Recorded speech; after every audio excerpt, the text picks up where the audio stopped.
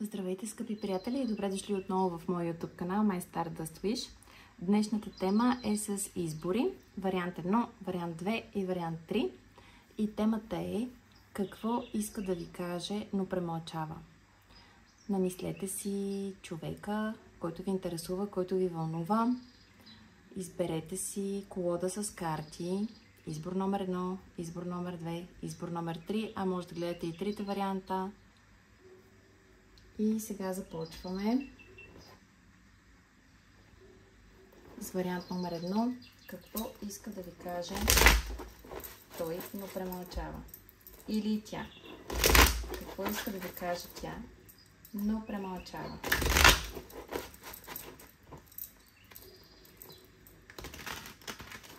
Вариант номер 1. Какво иска да ви каже той, но премълчава? Или тя. Да видим. Хората избрали вариант номер 1. Какво иска да ви каже човека, но премълчава?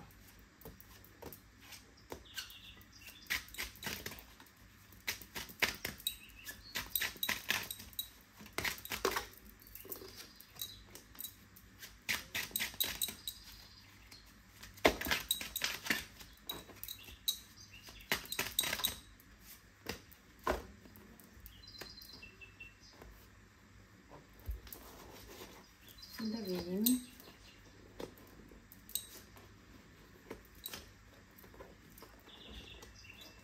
Избор номер 1.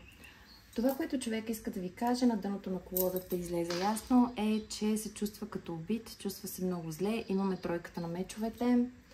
Възможно е тук да сте се скарали, възможно е тук вашите взаимоотношения да са на пауза, да са претърпяли някакъв катарсис или нещо по-голямо да се е случило между вас, да сте се разделили, да сте се отдалечили, отдръпнали.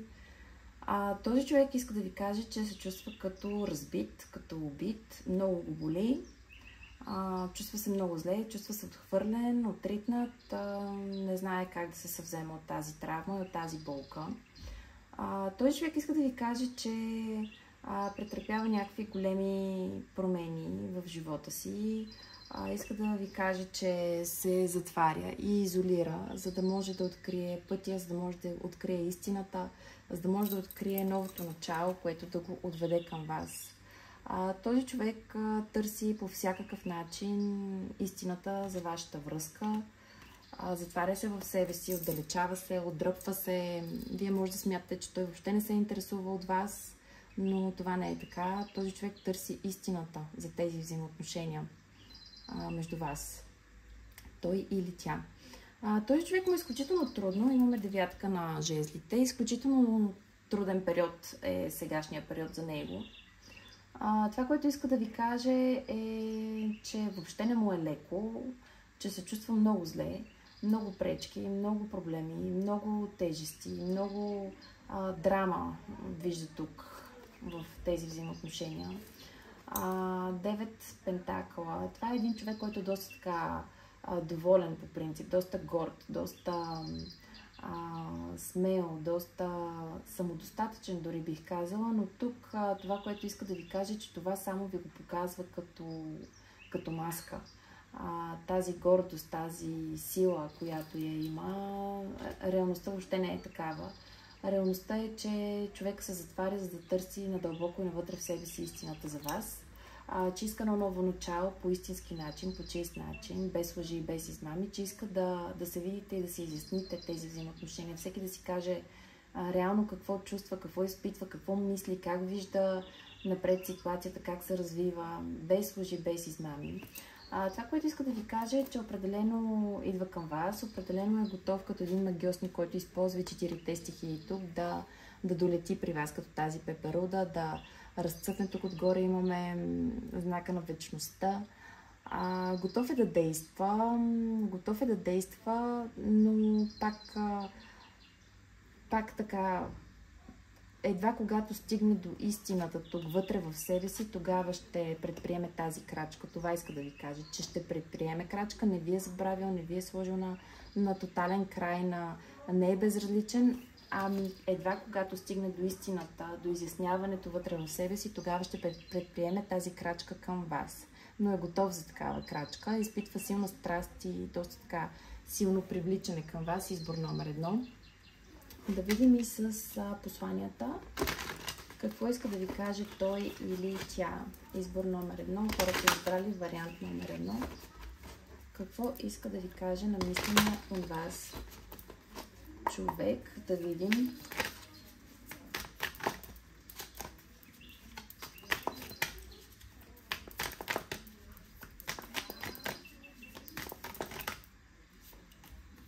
Щастие, неяснота, виждане и пътуване. Да, този човек иска да се видите на дъното на колодата, имаме контрол. Може да се е чувствал доста контролиран от вас или да се усеща в енергията на дявола, сякаш е обсебен от вас. Може да му предстои пътуване, може да иска такова пътуване на почивка с вас, иска пълно щастие с вас, но много му е неясно тук. Пак казвам, тук учебника и карта на неяснотата означава, че все още не му е ясно цялата ситуация, как да развие, как да стигне до вас, но тук иска да се видите, иска да бъдете заедно. Пак с картата на рицаря на жезлите и магиосника и виждането, категорично ще има такова виждане в близко бъдеще за вас. Вариант номер 1. Това беше за вас. Надявам се да съм успяла да помогна по някакъв начин. И продължаваме с хората избрали вариант номер 2. Какво иска да ви каже, но премълчава от вас? Намисления от вас човек. Избор номер 2. Какво иска да ви каже той или тя, но премълчава от вас?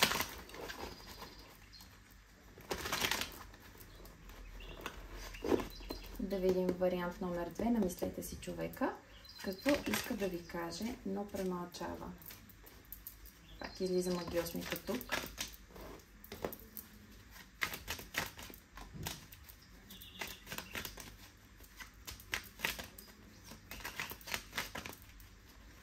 Какво иска да ви каже на мисления от вас човек, но премълчава?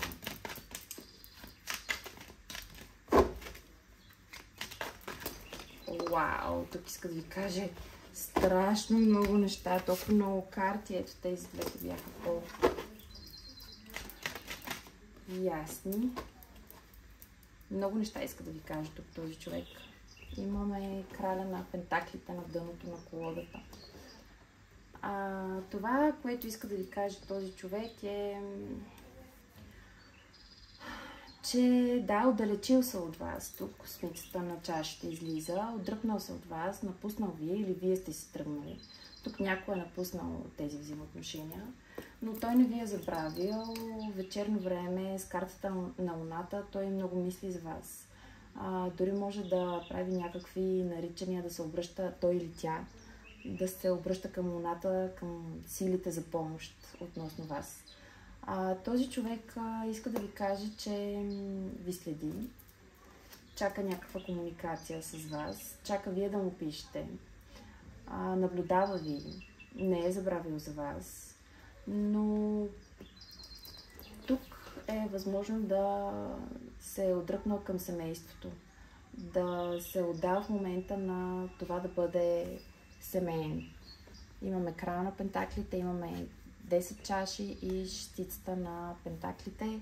Този човек като че ли търси семейната стабилност, търси семейството, търси щастието, търси пълните 10 чаши. Търси това той да бъде основата, солидната основа на дома, на уюта, на семейството. Това, което иска да ви каже е, че по някакъв начин този човек се е отдръпнал към семейството, така за общо добро. Излиза картата на магиосника. Този човек е възможно да бъде доста така много умен, много интелигентен човек. Човек можещ всичко. Човек, който само с завъртането тук на тази пръчица и може да получи това, което иска. За някой от вас този човек иска да ви каже, че се усеща като магиосен от вас с картата на магиосника. За някой от вас вие сте тази тук фея, която го омагиосала. но той като че ли се е отдръпнал от вас, за да се отдаде на стабилността тук. Но иска да ви кажа, че не ви е забравил, че мисли изключително много за вас, че това отдръпване тук му е било доста болезнено, но е било наложително. Тук усещам, че е било наложително. Въпреки това, този човек може да се завърне към вас. Избор номер 2. Този човек може да се завърне към вас и той е готов да използва 4 стихии за това завръщане. А ако тук сте се разделили по-така сериозно с каране, категорично сте се разделили, то този човек иска да ви каже, че той чака вие първи да действате и да го потърсите по някакъв начин. Дали през социалните мрежи, дали чрез приятели, виждане, срещи. Тук този човек стои и чака. Той ви дебне, вие да действате първи. Избор номер 2. Да видим и какво още иска да ви каже с оракулските карти. Хората избрали вариант номер 2. Какво иска да ви каже той или тя?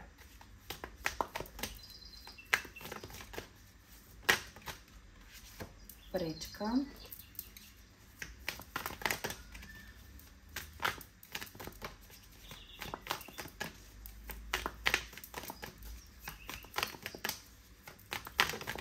Какво иска да ви каже той или тя? Хората избрали вариант номер 2. Имаме мимолетност на дъното на колодата, брак, инициатива и съмнение. Да, пак казвам, тук за някой от вас този човек се е отдръпнал и се е насочил към брака, към семейните взаимоотношения. Но пак казвам, не ви е забравил, дебне ви и чака инициативата да дойде от вас. Но тук има някаква пречка тук и този човек е много така поставя под съмнение всичко тук с картата на луната и съмненията. Този човек е потънал в много мисли, много относно вас. Изключително много ви мисли по вечерно време. Не му излизате от главата. Или не излизате от главата. Избор номер 2. Това беше за вас. Надявам се да съм успяла да ви помогна по някакъв начин. И преминаваме към вариант номер 3. Намислете си човека какво иска да ви каже, но премълчава. Вариант номер 3. Хората избрали избор номер 3. Да видим какво иска да ви каже, но премълчава. Вариант номер 3.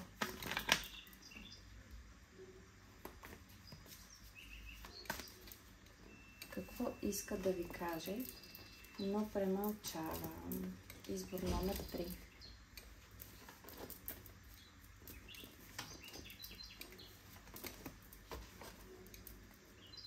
Рицаря на мечовете излиза на дъното на колодата.